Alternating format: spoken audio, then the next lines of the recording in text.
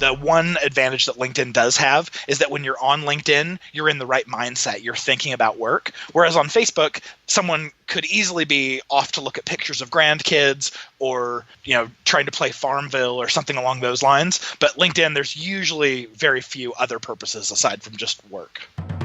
Welcome back to the Talking Web Marketing podcast with myself, Ilana Wetzler. This is a show where we reveal the best tips, tricks, and tactics to increasing your website traffic and then converting that traffic into leads and sales. We also discuss what's working right now in the ever-changing world of web marketing so you can apply it to your business. Welcome back to another episode of Talking Web Marketing. Today I have a very interesting episode and I interview a guy called AJ Wilcox. And if you've been in this space for a little while, you might have heard of AJ because he is an expert in LinkedIn ads. He runs a dedicated LinkedIn ad agency called b2linked.com, and that's all they do. So I thought I had a specialized agency doing Google ads and Facebook ads and that's it. AJ's gone even more specialized and he only does LinkedIn ads. So if you've thought about running LinkedIn ads or if you're currently running any LinkedIn ads, you definitely want to listen to this episode because AJ is definitely an expert in it. And we talk about lots of nuggets of gold, which I'm sure you can apply to your existing campaigns if you've got them running, or also apply to your new campaigns that you might be thinking of implementing.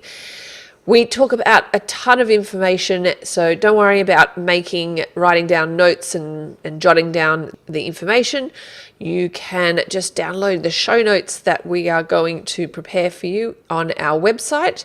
You can go to greenarrowdigital.com and find the episode on our website and you can download the show notes there. So let's not wait any longer. Let's get stuck in today's episode. Thanks so much, Ilana. I can't tell you how thrilled I am to be chatting with you today. The thrill is for me, let me tell you, because I've been wanting to talk to someone about LinkedIn ads, and you are by world-renowned expert on LinkedIn ads and the number one person to talk to. So thank you for taking the time to come on our show. The thrill is mine to have you on. So do you want to give us a quick background about you and what you do and how you got into this? Yeah, sure thing. So I'm a long-time digital marketer. I mean, long time in our industry is 12 years. I started out as an SEO guy. I really liked search. And then I kind of stumbled onto business to business about 7 years into my career. And on my very first day of a job as a digital marketing manager, I was talking to my CMO and laid out all of my digital marketing strategy. And she was like, okay, that sounds great. Go ahead and execute it. But just so you know, we just started a pilot with LinkedIn ads. So see what you can do. And I saluted and said, yes, ma'am. But I walked out of her office and went, what is a LinkedIn ads? I've never heard of this. Oh, that's awesome.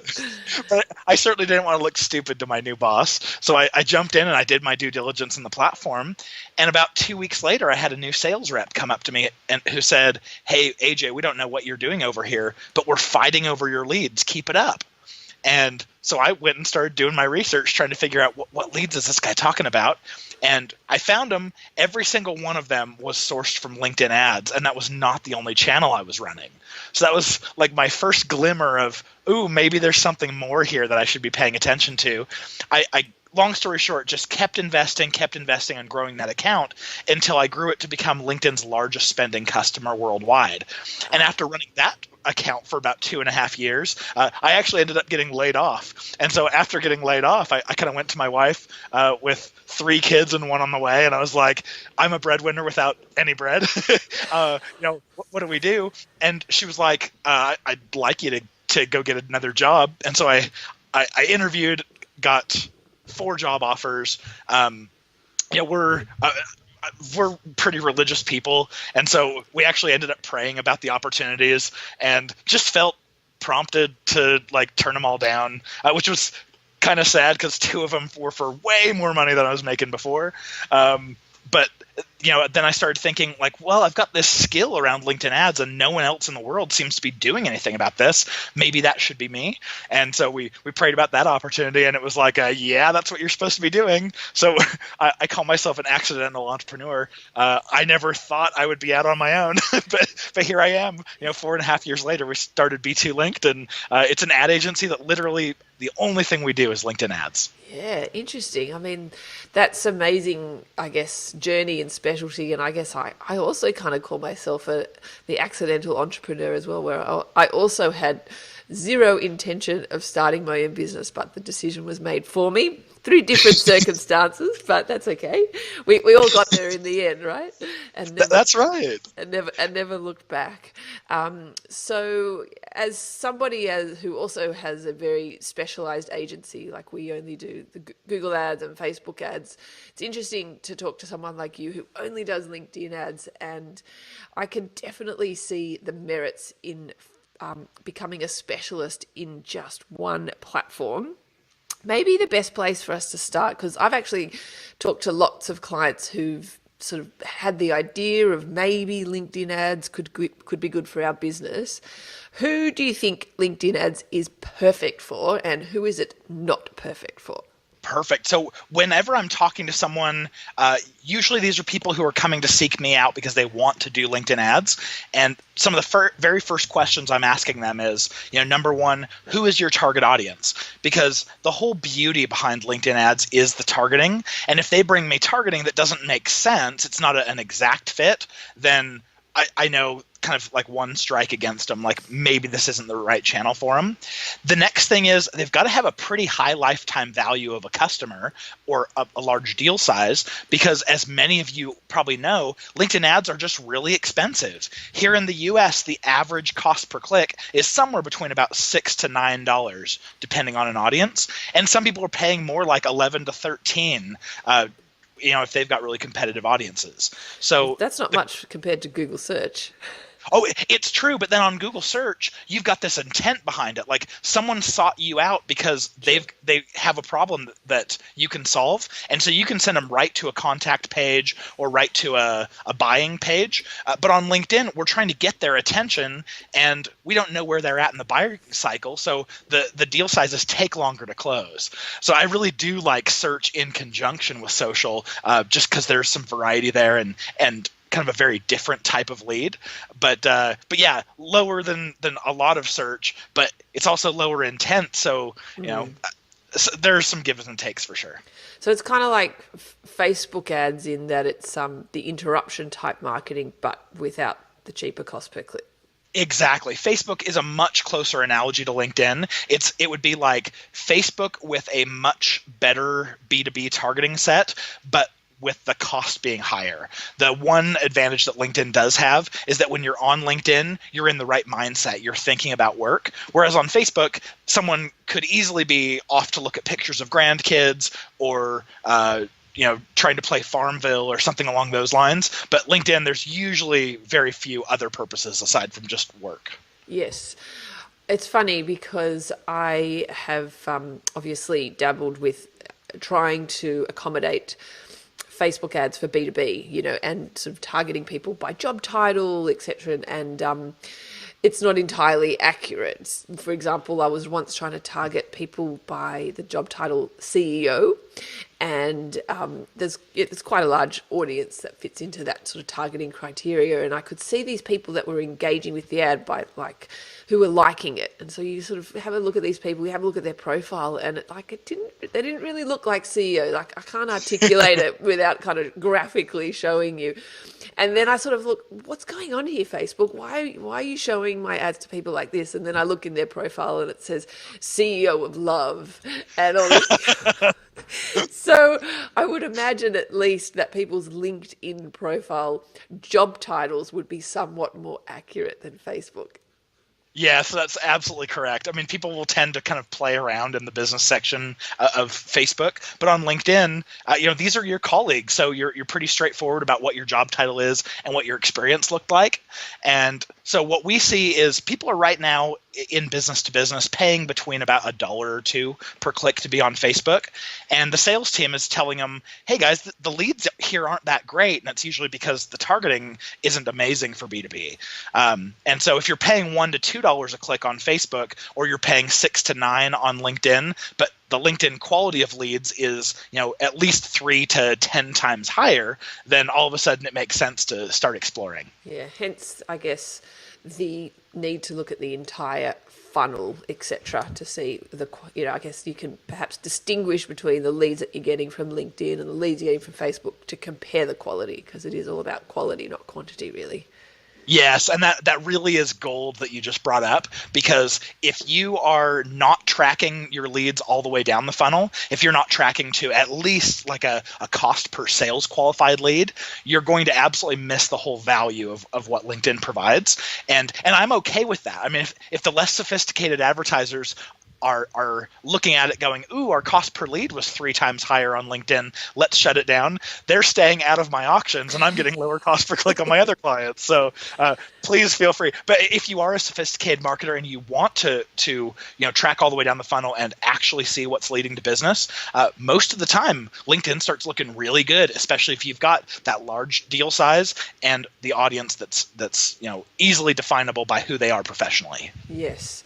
What would you say is the simplest way for people to distinguish their leads from the different platforms? Do you create separate landing pages, or do you do it on the back end, tagging wise?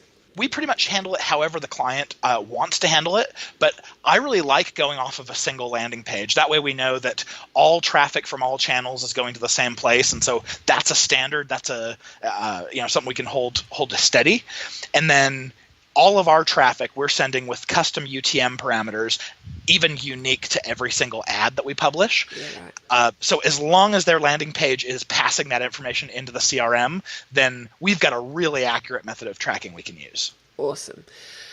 Cool. Alrighty. So as we both know, but perhaps others don't sort of intimately know like you and I do, that your ads are as good as your offer. So it is all about getting an offer that converts, and therefore obviously putting in front of the right people. But no amount of good targeting and no amount of amazing ad copy is going to work if your offer is not compelling to people. So given that, what do you see working on LinkedIn as in terms of an offer? Oh, Ilana, you are speaking my language here.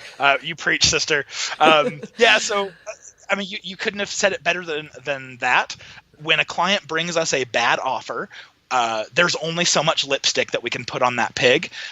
There's only so much performance that we can sway by just the message, the ad copy itself. Yes. But client brings us a great offer, we can do no wrong. We could put misspellings. We could not even put a call to action in there, and even then it's still going to perform really well. So you can cover a multitude of sins with a good offer. The best kinds of offers we've found. So I like to picture this this scale in my mind of offers from least amount of friction to the most amount of friction. Yep. And those at the very least amount of friction would be like, here, just come read this blog post we wrote, or come look at this infographic. And we know that provides a lot of goodwill to the visitors. But on the other hand, you're paying $6 to $9 to send someone to something that has an inherently weak call to action. And so eventually, at some point, you're going to have to look at the metrics and say, ooh, we're paying $1,000 per conversion here. Maybe that's not sustainable. Ouch. And then exactly. And on the absolute opposite end of the spectrum, you have offers like talk to a sales rep, open up your wallet for any reason, take a demo or trial some software. And these are things that, because LinkedIn is interruptive, they provide no inherent value to the prospect. And so there's no reason for them to click on the ad. And so what happens then is just no one clicks your ads, and so LinkedIn just kind of shuts them off. So the goal then of your asset is to be somewhere in between, somewhere in kind of the mid-friction level, where you're at least going to get an email address out of them for your money, but it's also not so friction prone that people aren't willing to do it.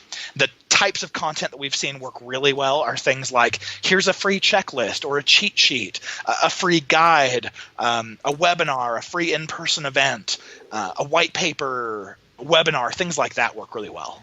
Okay. And then obviously on the webinar, the goal of the webinar is to move them to the next point. Do you think people, though, are in that frame of mind when they're on LinkedIn to watch a webinar? I mean, would it be something they'd watch straight away, or it's more register for a webinar at a later date?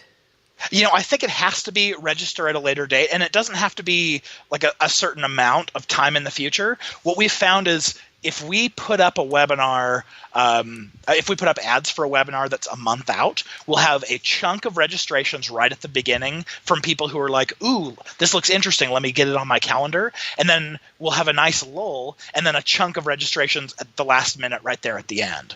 And the reason why we want to run it for an entire month is because people on average only log in to LinkedIn like 1 to 4 times a month. And so, make sure that you give them enough time, like give everyone a chance to see it. But yeah, that's the goal. Get someone to register. If you have something that's on demand, like, hey, you registered, you can watch it right now if you want, all of a sudden, all of the urgency goes out the window and your conversion rates go down. As annoying as it is, because we have the technology to do these on-demand webinars, I would say actually do a webinar at a certain time and put it on. Don't try to just let people watch it in their own time, because they won't do it. Interesting. How is LinkedIn in terms of their retargeting? So could you say, show someone an ad to register for the webinar, let's say in 5 days' time, could you then retarget to them saying, hey, it starts in a day? LinkedIn's retargeting is not very good right now, so I don't think I would go that direction.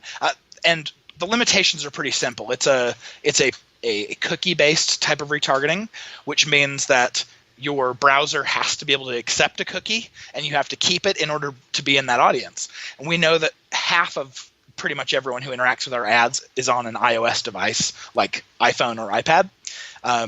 And so immediately half our audience is gone. We also know that the cookies only live for about 90 days. So that's a lot of money to invest into something that just evaporates after a quarter. So my recommendation then is go ahead and send the traffic from LinkedIn, because it's the best targeting in the world. We can make sure exactly the right people are seeing it, but then rely on both your the Google Display Network and Facebook custom audiences retargeting to then nurture those leads. And then you really could get that specific. Interesting. I did not know that their retargeting was so bad. That's really, I guess it's an area that they will hopefully be developing, because as somebody who does a lot of retargeting on Google and Facebook, where huge amounts of ROI are captured, like that would be serious low-hanging fruit for LinkedIn. Absolutely. And I think what it really comes down to is that retargeting is all about staying top of mind. And on a platform like LinkedIn, where people are only logging in 1 to 4 times a month, there's not much of an opportunity to actually stay top of mind with people. But across the entire GDN, yes, please. And across all of Facebook and Instagram, absolutely. I think the opportunities are simply better. So even if LinkedIn's retargeting was top shelf amazing, I would probably still say, yeah, I'd still rather augment it with both Google and Facebook. Yeah, right. Cool. Okay, so we've talked about what would be a good offer. So something of which we could definitely exchange some content for an email address, as you said. Now that we've kind of identified what offer we're going to show people, what are some of the different types of ad types that you would recommend for that type of offer? I know LinkedIn has a number of different ad types, some which you recommend and some which you definitely don't recommend. Do you want to maybe touch on that? Absolutely. So let's start with what I recommend most of the time. There's an ad format called sponsored content, and it shows up just right in your news feed. So think of it like a Facebook promoted post, and it has quite a few different flavors. They have video, they have carousel, and just the single image.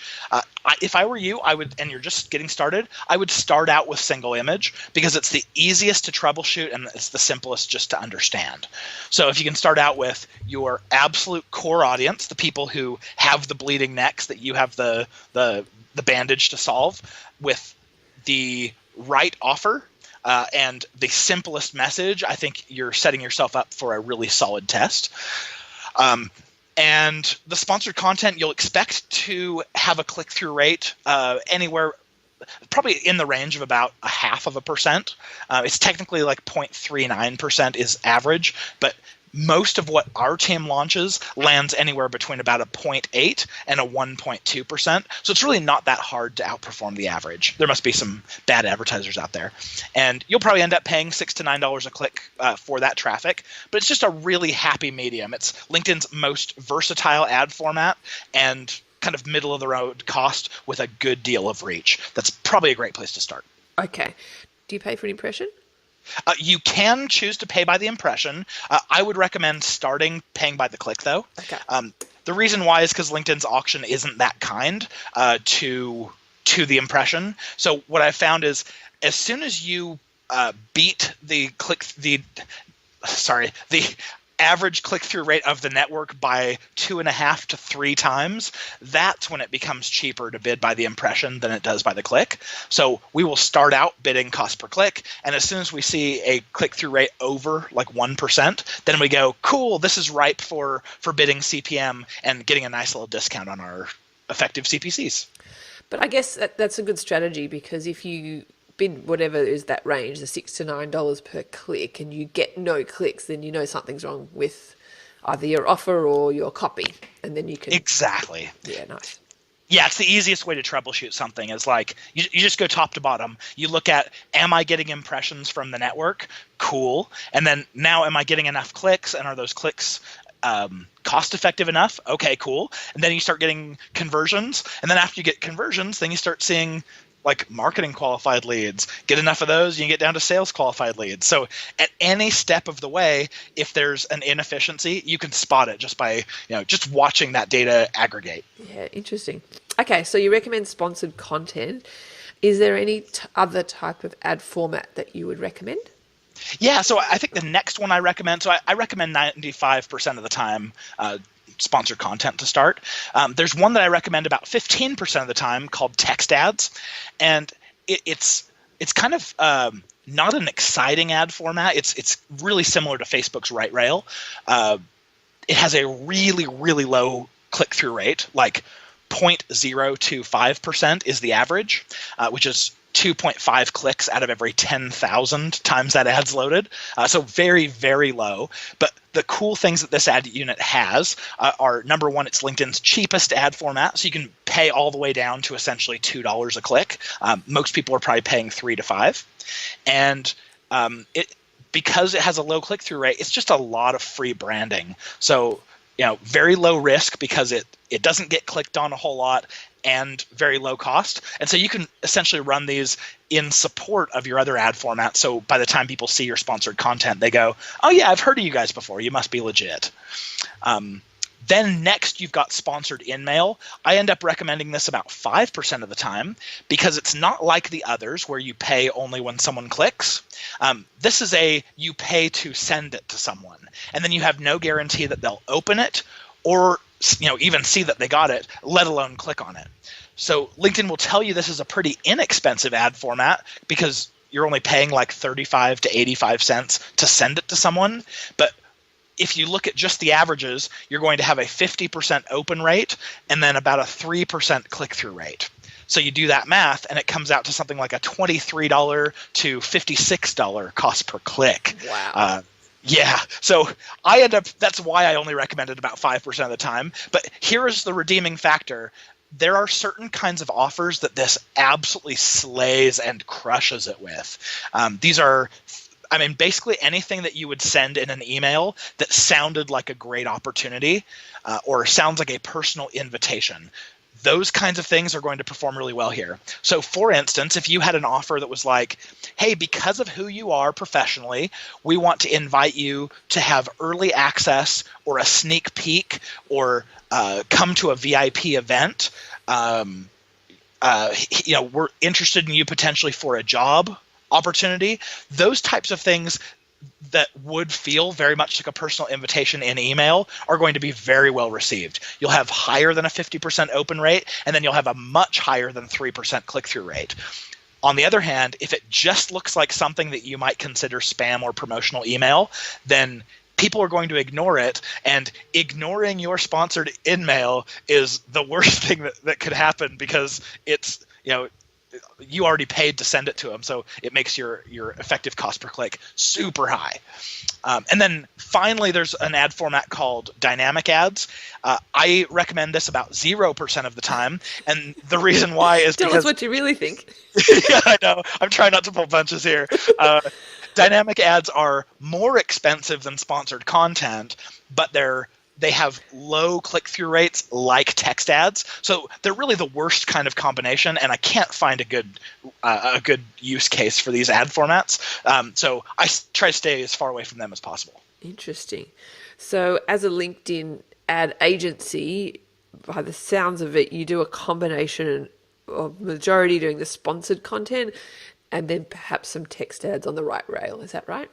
Yep, that's right. And then if any of them have a really special offer, like just kind of a personal invitation kind of offer, then we'll throw in sponsored in-mail. We actually run the largest sponsored in-mail account in the world because we have a client who it just works really, really well for them with their offer. But for the most part, I would say start with sponsored content. Don't go fancy with carousel or video. Just stick to the static, single image, and then branch out from there. Interesting. Let's say you did do a video ad in the sponsored content. Is it like Facebook where you can create a custom audience of the people who've watched a portion of your video?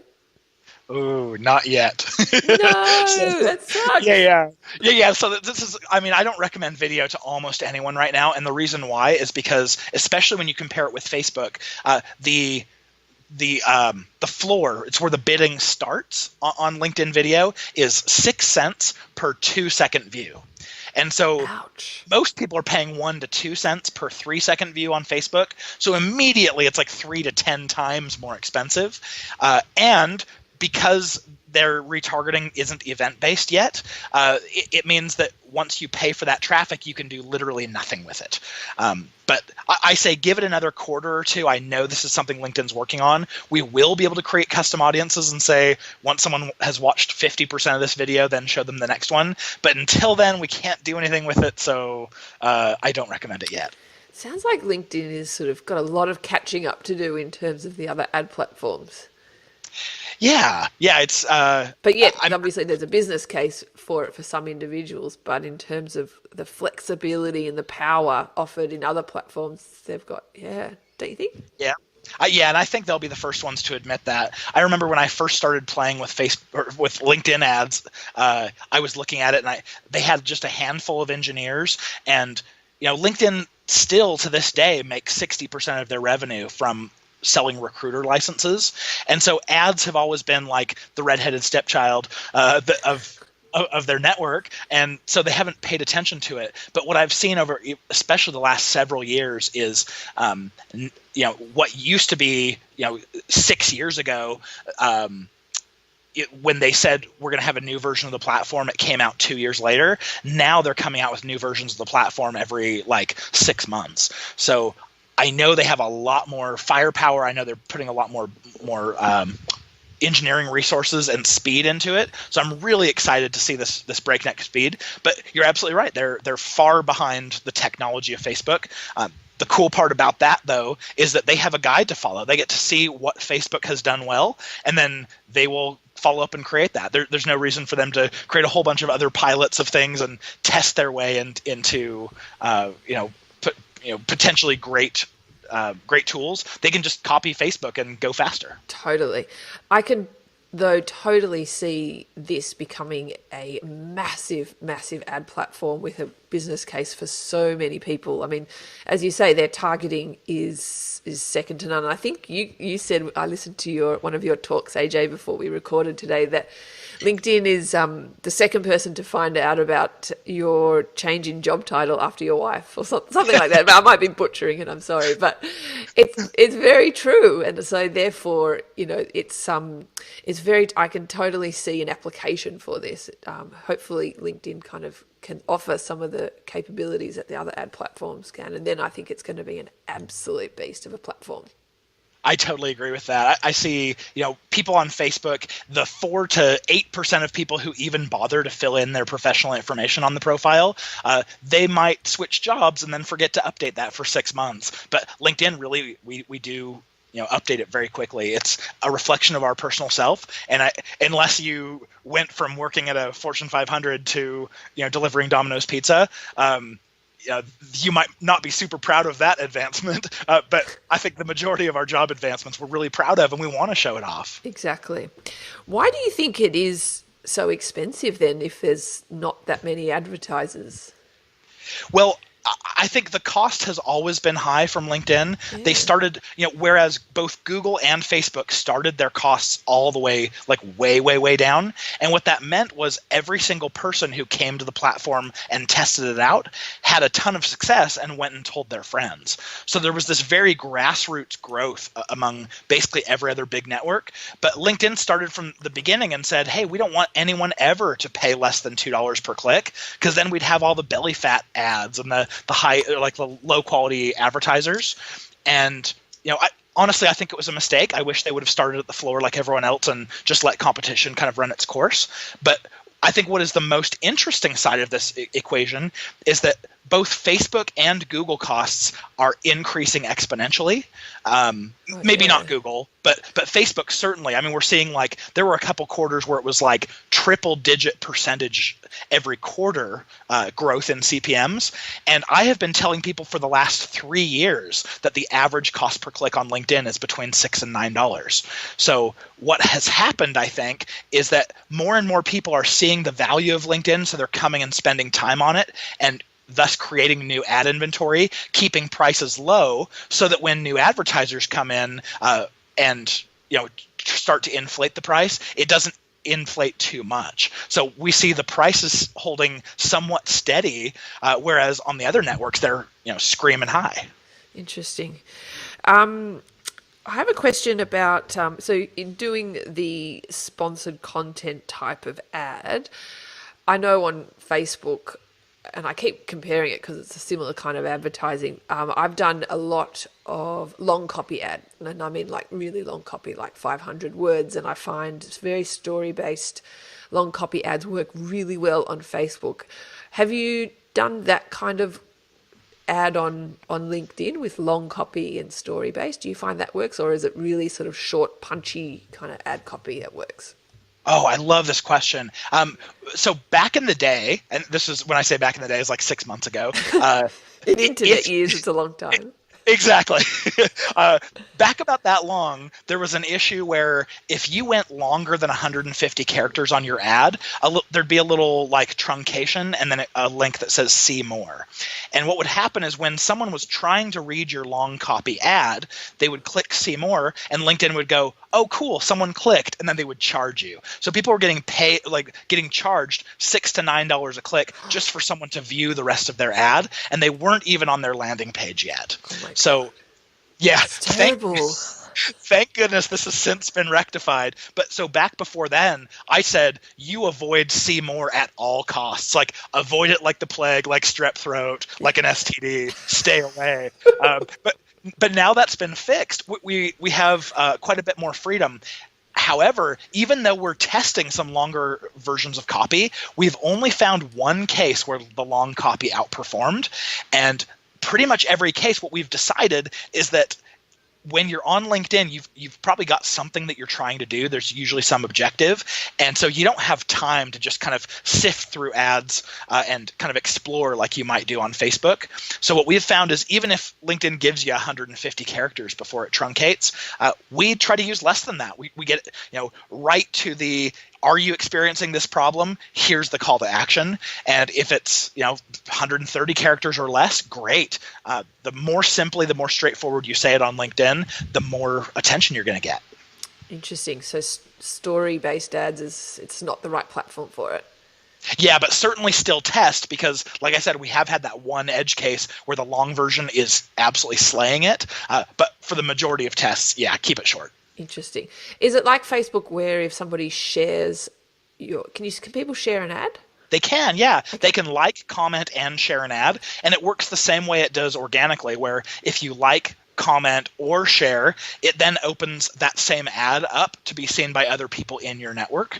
And so there is a little bit of a viral kind of approach there where the very first click they do costs you money, but everyone else in their network who sees it, those are all free viral clicks. That's where I was going with that. So therefore, trying to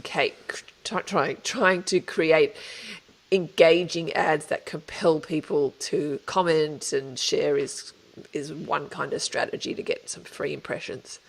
Yeah, and I think the real value behind LinkedIn is the targeting. And so most people who come to the platform are like, yeah, there's a very specific type of professional I'm trying to reach. And if I'm just relying on organic reach, I'm probably not going to hit that person. So I want to use ads and make sure it's getting right to them.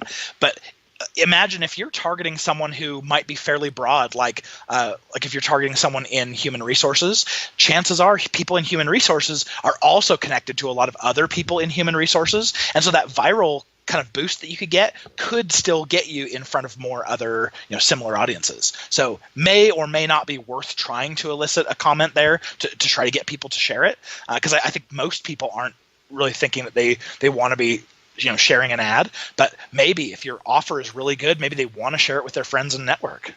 Do you ever experiment with ad copy, sort of calling out your target audience? So going on the example of human resource people, like just leading with, attention, human resource professionals. Do you find that, have you sort of experimented with that?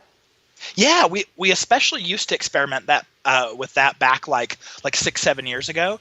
And the reason why is because it worked especially well with text ads. Because they have such a low engagement rate to start out with, we were just doing anything to just get these things to get any attention to give us some sort of volume. With sponsored content, we have done quite a bit of testing there, and we find that sometimes it's effective, sometimes it's not. But what is effective the majority of the time is playing off of their motivations. So for instance, rather than calling out to them and specifically saying, hey, HR professionals, if you're saying something like, are you losing a lot of employees to companies with better salary? Here, check out our guide on how to retain talent, how to put together better compensation packages to keep your employees and retain them longer. Something like that tends to get their attention a little bit better, but certainly it's worth testing because the targeting is good. So really calling out their pain point rather than their profession. Yes, the pain point is by far the best way we found. And you don't have to frame it negatively, like, are you struggling with, does this hurt? You can certainly make it more of like the aspirational, like, hey, if you fix this, you're going to be the hero. You'll be a superhero of your company. But yeah, make sure you hit on something that really would be a pain point that they would like to solve. Maybe, want to get better results from your LinkedIn ads. Yeah, what's really funny is I tried advertising. It's probably been like 3 years now, yeah. and I was just like, we already got enough leads where I went, I don't want to pay for more leads and inundate myself. So we have really, we advertised for like a quarter, and then ever since we haven't. So we're the epitome of not eating your own dog food. Well, you know what? I don't do ads for my business, so there you go. Yes, we can be friends. Non-judgment friends. Yeah, exactly. Well, I guess like you, I'm in the fortunate position where people come to me, which is a very, very good problem to have, and I'm very grateful for that. So it helps, obviously, speaking at events and having a podcast and all that kind of stuff, and providing, content marketing, really. Yep, personal branding, everyone. It's totally worth investing in. 100%. Okay, so that has been really helpful. Can I ask you a quick question about the ideal audience size? So I know in Facebook, for example, if we go back to that, you choose certain targeting and have a look at the size of the audience. Is there an ideal audience size for LinkedIn? So LinkedIn will tell you the ideal audience size is at least 300,000 people. But for me, audience size is not just about can I put something together that will spend money? To me, audience size is about having different segments of my population to compare. And what I mean by that is if I'm just targeting, let's say, people in marketing with a seniority of manager and above, that would be really easy to put together one campaign and just throw a bunch of cash at it and see what happens. But ultimately, when the results come back, even if they were really good, or maybe they're just really poor, there's nothing actionable I can do with that. So I'm just kind of stuck with, I have to accept whatever the performance is. However, if I break that into 4 separate campaigns and I have marketing managers, marketing directors, marketing VPs, and CMOs, even if I put exactly the same 2 ads, I'm running the same A/B test inside of all 4 of them, what I'm going to find are slight differences where, oh wow, CMOs click all the time, but maybe they don't convert as much, or maybe they're really hard for the sales team to get on the phone, so our cost per sales qualified lead becomes really high for them. And maybe marketing managers don't click as much, but they convert higher and they're easier to get on the phone. So maybe we cater more to the managers if we need that lower CPL, or maybe we know that CMOs have a very specific type of pain point, and we want to show them something very different than what we're showing to managers.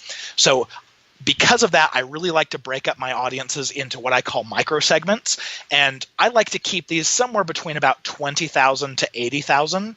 So we do have some clients that we're running campaigns for that are all the way down to like 300 people is the minimum. But if you want something that's really sustainable, something that is throwing off data, you probably want to have 20,000 to 80,000. If I ever had an audience that had 300,000 in it, like LinkedIn recommends, I'd look at that and say, man, I know I could break that up in at least 3 different ways and actually have data that meant something afterwards. It sounds like you structure your campaigns kind of like how I do, where structure is critical to, I guess, the ongoing management part of it in terms of identifying what's working and optimizing, etc. Would you agree with that? Oh, Alana, I knew I liked you. Yes, absolutely. We are near religious about the way that we structure our campaigns. And for that exact reason, you will find some segments that cost per click is higher, or conversion rate is lower, or lead quality is lower. And all of those things are potential levers that you can, and switches that you can flip up and down to optimize. And so, yeah, absolutely. Break out everything, name it in a way that gives you ultimate control. Yeah, I am meticulous with structure. People think I'm crazy, but I find it's the only way to have a very, very clear vision of what's working, and equally important, what's not working. It kind of leads me to my next question, which is kind of one of my last questions, is in that optimization part of ads. Does LinkedIn provide you with the level of data that you need to optimize, or I guess what's involved in optimizing your campaign? Yeah, I think LinkedIn probably gives you what you need all the way down to the conversion if you have conversion tracking set up. But as you know, with business to business, tracking only to the initial form fill is just a very small part of that journey and story. So I think what you have to do as a sophisticated B2B advertiser is you have to track deeper down in the funnel. So LinkedIn will tell you, here's what your click-through rate was, so you know how interesting your ads are. And then here's what your conversion rate is, so you know how interesting your offer was to that audience. But past that, you miss everything like lead quality and like how profitable they are and how big the deal sizes are. So, and I think it's the same way if you're running both Facebook and Google. They'll tell you everything down to like the initial form fill, but very little past that. So definitely make sure that you, as a B2B marketer, you're learning how to work with your CRM team, your sales team, and your technology. Yeah, interesting. Wow, AJ, you've been a wealth of knowledge. I think we've pretty much covered a lot of the basics that I wanted to talk about. Is there something that we haven't talked about that you think is important? Well, I would love, if you don't mind, spending a few more minutes on the offer, because we know that by far the offer is the most important part of any LinkedIn ads campaign.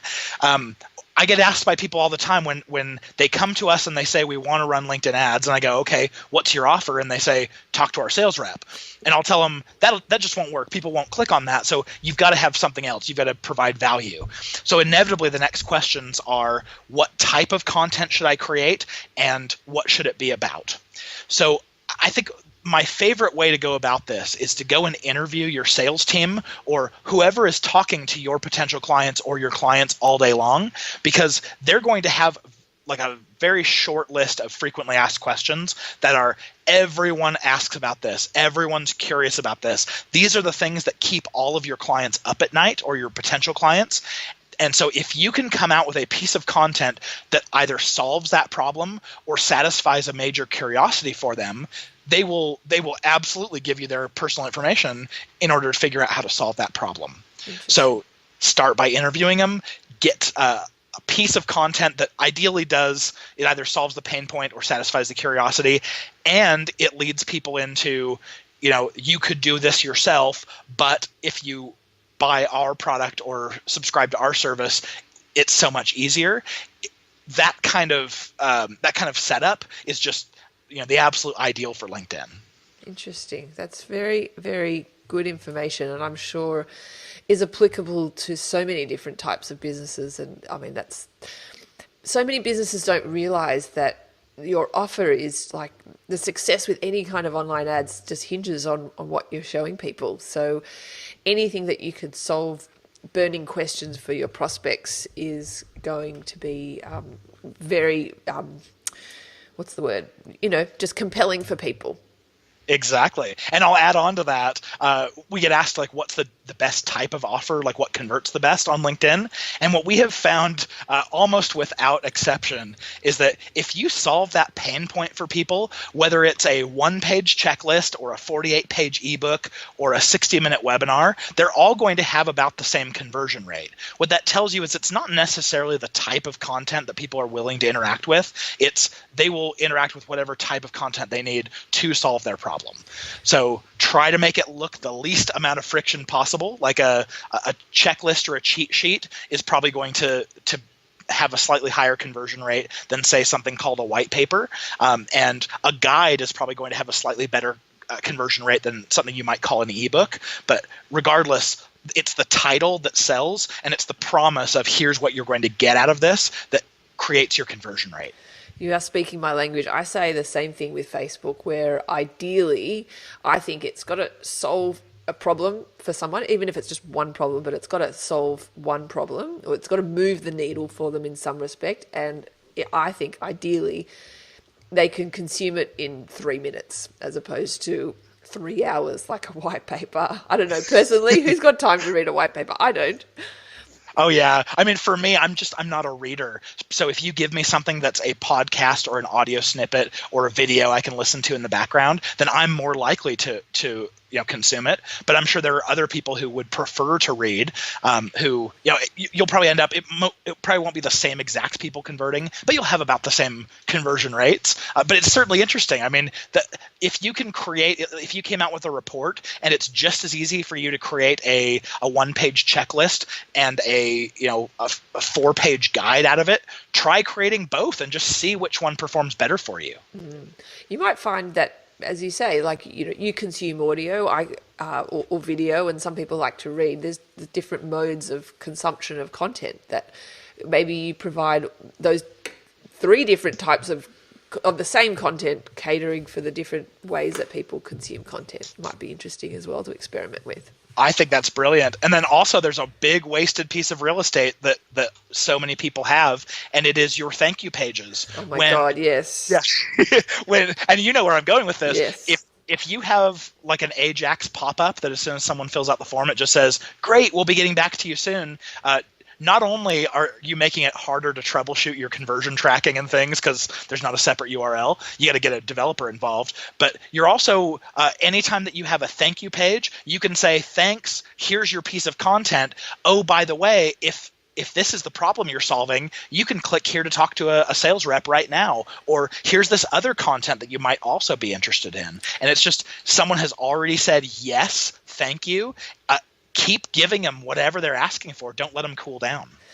I couldn't agree with you more, and I actually do this on my side. I think it's when they download one of the free pieces of content on the thank you page, I say, here's a webinar we recently ran, just click here and you can watch it. So I think they call that like a yes set. If somebody's already in the frame of mind of saying yes, they're more likely to keep saying yes. I think that's what it's called. I don't know the technical term, but yeah, like you may as well give them all your free content while they're at it. Like, why? They don't need to wait. They're in the frame of mind of consuming that content. You may as well keep going and giving them what they want. Exactly, and plus, the more of your content that they have had impressed upon them, and they've consumed by the time someone reaches out, the more heavily you're going to be branded. I mean, this is the big problem that we see on both Facebook and LinkedIn with the lead forms, or what LinkedIn calls lead gen forms.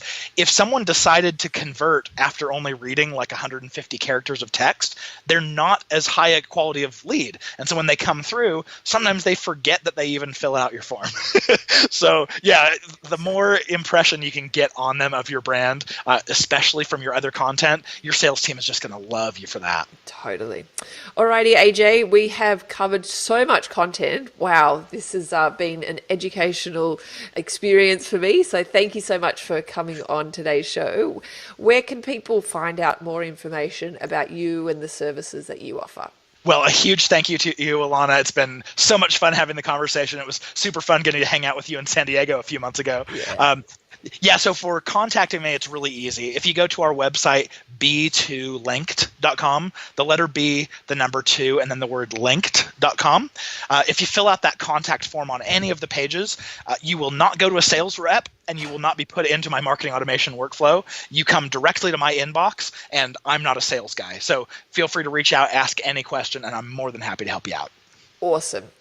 Thank you so much, AJ. I know it's getting late where you are in the world, so we'll wrap it up here. Thank you again, and don't be a stranger. We'll love to have you back. Wonderful. Invite me back anytime. Ilana Weschler, ladies and gentlemen. Alrighty. Thanks so much, AJ. You have been listening to the Talking Web Marketing podcast. For more information or resources on today's episode, head on over to talkingwebmarketing.com.